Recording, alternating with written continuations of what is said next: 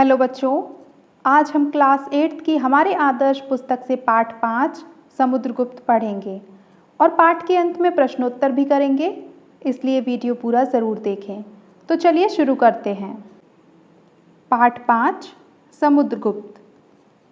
किसी भी देश की उन्नति और समृद्धि के लिए राजनीतिक स्थिरता तथा आंतरिक सुरक्षा अत्यंत आवश्यक है। इसके अभाव में साहित्य, संस्कृति, उद्योग तथा ललित कलाओं का ह्रास होने लगता है। मौर्य साम्राज्य के बाद भारत के भिन्न भिन्न भागों पर एक लंबे समय तक अनेक छोटे बड़े राजाओं का आधिपत्य था। सभी शासकों के स्वार्थ अलग थे और उनकी कामनाएं अलग थीं। उस समय ईर्ष्या, द्वेष, अभिमान और पारस्परिक कलह का बोलबाला था। ऐसे ही समय में गुप्त वंशीय शासक चंद्रगुप्त प्रथम का पुत्र समुद्रगुप्त मगध का सम्राट बना। समुद्रगुप्त की माता का नाम कुमार देवी था। यह अत्यंत उदार और करुण स्वभाव की महिला थी। इस काल का इतिहास जानने का मुख्य स्रोत स्तंभ हैं। प्रयाग स्तंभ के अनुसार समुद्रगुप्त बाल्यावस्था से ही विलक्षण प्रतिभा से संपन्न था। वह साहस और वीरता की प्रतिमूर्ति था। यही कारण था कि चंद्रगुप्त प्रथम ने अपने जीवन काल में ही उसे अपना उत्तराधिकारी घोषित कर दिया था। समुद्रगुप्त का बाल्यकाल माता कुमार देवी जैसी उदार एवं कर्तव्यनिष्ठ महिला के संरक्षण में व्यतीत हुआ। सत्यवादिता, न्यायप्रियता, जनहित कामना, राष्ट्रप्रेम, साहस, परोपकार तथा सुख और दुख को समान भाव से स्वीकार करने की शिक्षा उसे बाल्यावस्था से ही माता से मिली थी, जो आगे चलकर उनके जीवन का अंग बन गई। बचपन से ही समुद्रगुप्त की यह अभिलाषा थी कि समस्त भारत भूमि को एकता के सूत्र में बांधकर उसे एक सुदृढ़ राष्ट्र का स्वरूप प्रदान किया जाए। यही कारण है कि समुद्रगुप्त ने भारत की शक्ति को खंडित करने वाली देशी और विदेशी ताकतों को नष्ट करने का संकल्प लिया। बच्चों, प्रयाग प्रशस्ति की रचना हरिसेन ने की थी। हरिसेन द्वारा रचित प्रयाग प्रशस्ति से समुद्रगुप्त के सामरिक विजयों का विवरण मिलता है। भारत की राष्ट्रीय एकता की स्थापना हेतु समुद्रगुप्त ने विजय यात्रा प्रारंभ की। प्रयाग के अशोक स्तंभ में समुद्रगुप्त के विजय अभियानों का विस्तृत विवरण मिलता है। सबसे पहले उन्होंने उत्तर भारत के राजाओं को परास्त किया और उनके राज्यों को अपने साम्राज्य में मिला लिया। उनके साहस और पौरुष की चर्चा होने लगी। अपनी सेना का संचालन वह स्वयं करता था और एक सैनिक की भांति युद्ध में भाग लेता था। धीरे धीरे उसने पूर्व में बंगाल तक अपना राज्य फैलाया। पूर्वी तट के द्वीपों पर आक्रमण के लिए उसने नौसेना का गठन किया। राष्ट्रीय एकता को सुदृढ़ करने के लिए दक्षिण राज्यों को एक केंद्रीय शासन के अधीन लाना आवश्यक था। प्रयाग स्तंभ में इसका उल्लेख है। इस यात्रा के लिए उसे अत्यंत भयावह और बीहड़ जंगलों को पार करना पड़ा। कहीं पहाड़ लांघने पड़े, कहीं नदियों पर पुल बांधने पड़े और कहीं हाथियों से ही पुल का काम लेना पड़ा। समुद्रगुप्त ने मध्य प्रदेश से प्रवेश कर दक्षिण कौशल की राजनगरी श्रीपू पर घेरा डाला। इसके बाद उसने बीहड़ जंगली प्रदेश महाकांतार पर आक्रमण कर विजय प्राप्त की।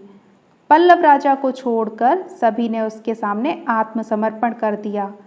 पल्लव राजा विष्णुगुप्त की हाथियों की सेना अत्यंत शक्तिशाली थी, लेकिन समुद्रगुप्त की आक्रमण की आंधी को वह भी नहीं रोक सकी और अंत में उसे भी आत्मसमर्पण करना पड़ा।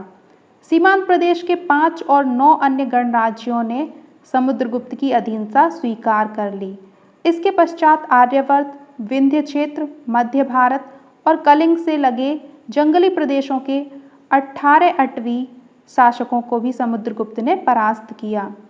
कहते हैं कि समुद्रगुप्त ने इन अभियानों में 3 वर्ष में 3000 मील की यात्रा की थी।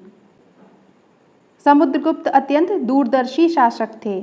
वे जानते थे कि एक केंद्र से सुदूर दक्षिण भारत के राज्यों की व्यवस्था करना कठिन होगा। इसलिए दक्षिण भारत के शासकों को परास्त करने के पश्चात उसने अपने साम्राज्य में नहीं मिलाया और उनका राज्य अनुग्रह पूर्वक उन्हीं को वापस कर दिया। इस प्रकार लगभग संपूर्ण भारत पर समुद्रगुप्त का अधिकार हो गया। लगभग समस्त भारत पर विजय पताका फहराने के पश्चात समुद्रगुप्त ने अश्वमेध यज्ञ किया। उस समय हिंदू राजाओं में यह प्रथा थी कि जब कोई सम्राट दिग्विजय करता है तभी वे यह यज्ञ किया करते थे। इस यज्ञ में एक घोड़ा छोड़ा जाता था और सेना उसके पीछे चलती थी। यदि कोई घोड़ा पकड़ लेता था तो राजा उससे युद्ध करता था, अन्यथा जब घोड़ा विभिन्न राज्यों की सीमाओं से होकर वापस आता था तब यह यज्ञ पूर्ण माना जाता था और राजा दिग्विजयी समझा जाता था। समुद्रगुप्त ने यह यज्ञ बड़ी धूमधाम से किया। इस अवसर पर दान देने के लिए उसने सोने की मोहरें विशेष रूप से ढलवाई। इन पर अश्वमेध के घोड़े की आकृति तथा अश्वमेध पराक्रम शब्द अंकित था। इस यज्ञ के अवसर पर समुद्रगुप्त को महाराजाधिराज घोषित किया गया। इस यज्ञ का मुख्य लक्ष्य समस्त भारत पर एक छत्र राज्य की स्थापना था। समुद्रगुप्त की शासन व्यवस्था इतनी सुदृढ़ थी कि उसके लगभग 50 वर्ष के शासनकाल में किसी के क्षेत्र में न अशांति हुई और न किसी ने साम्राज्य के विरुद्ध विद्रोह करने का साहस किया। समुद्रगुप्त शासन संचालन में सद्व्यवहार, न्याय, समता और लोक कल्याण पर अधिक ध्यान देता था। उस समय खेती और व्यापार उन्नत दशा में थे। नहरों और मार्गों का जाल सा बिछा था। भारत भूमि धन धान्य से परिपूर्ण थी। गुप्त वंश के सभी राज्य हिंदू धर्म के अनुयायी थे।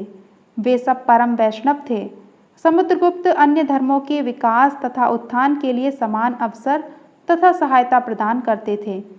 समुद्रगुप्त ने लंका के राजा को गया में महाबोधि संघराम नामक विहार बनाने की आज्ञा दी थी। इस प्रकार उसके शासनकाल में पूर्ण धार्मिक स्वतंत्रता थी। समुद्रगुप्त की उदारता की प्रशंसा बौद्ध भिक्षु वसुबंधु ने भी की है। समुद्रगुप्त न केवल शास्त्रों में ही कुशल थे वरन शास्त्रों में भी उनका लगाव था। साहित्य और संगीत में उनकी बड़ी रुचि थी। वे स्वयं एक अच्छे लेखक और कवि थे। वे साहित्यकारों और कवियों के आश्रयदाता थे। उसका मंत्री हरिशेन भी उच्च कोटि का कवि था। कहते हैं बौद्ध विद्वान वसुबंधु को भी समुद्रगुप्त का आश्रय प्राप्त था। समुद्रगुप्त वीणा बजाने में निपुण थे। प्रयाग के स्तंभ तथा सिक्कों पर अंकित वीणा से इसकी पुष्टि होती है। यह समुद्रगुप्त की विलक्षण प्रतिभा ही थी कि वे व्याघ्र पराक्रम की उपाधि से सुशोभित थे। समुद्रगुप्त ने लगभग 50 वर्ष तक सुख और शांति से शासन चलाया। प्रयाग स्तंभ से स्पष्ट है कि वह एक अखिल भारतीय साम्राज्य की कल्पना से प्रेरित थे। अपनी इसी अदम्य इच्छा शक्ति और अपार पौरुष के बल पर वे एक प्रबल केंद्रीय राजसत्ता की स्थापना कर सके। सेनापति और सम्राट के रूप में तेजस्वी समुद्रगुप्त में ऐसे भी अनेक गुण थे जो शांतिपूर्ण जीवन के लिए अधिक अनुकूल थे। प्राप्त सिक्कों और अभिलेखों से हमारे समक्ष एक ऐसे वज्रदेह शक्तिशाली सम्राट की मूर्ति खड़ी होती है जिसने देश को धन धान्य से परिपूर्ण किया।